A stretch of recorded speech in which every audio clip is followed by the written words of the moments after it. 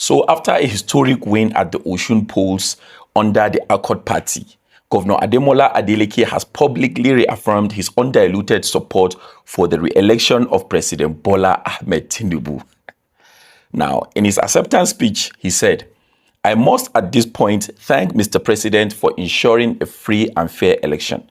Mr. President is a son of Osun State, and I hereby reaffirm my earlier endorsement of him for a second term in the 2027 general elections." Now, the celebration stopped. The internet was on fire. And then the questions started. Because before that speech even landed, APC supporters were already alleging online that the whole thing was arranged, that there was a quiet agreement, to hand over Adeleke the governorship. And in return, he delivers his support for Tinubu's 2027 re-election. People called it propaganda. They said it was just sore losers making excuses. Then Adeleke opened his mouth in his victory speech and poured the entire barrel of fuel on that fire himself.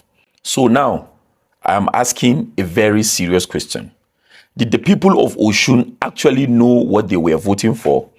Did they know that the man they believed was the opposition, the alternative to the ruling party, was potentially already aligned with the very presidency they thought they were voting against?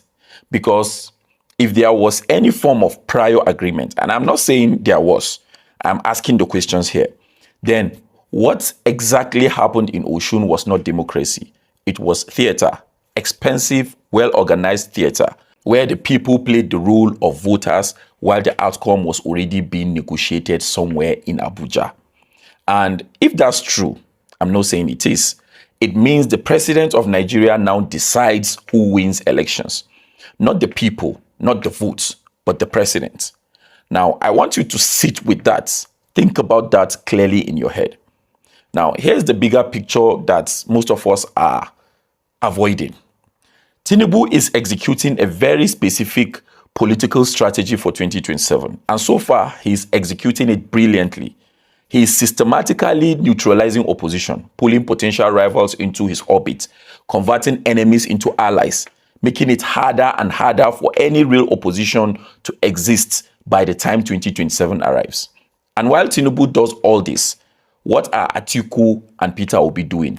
Fighting each other, of course. And still in 2026, they are still fighting.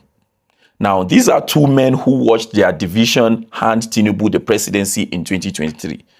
Two men who saw with their own eyes what a split opposition produces. Two men who claim every time a microphone is near their faces that they love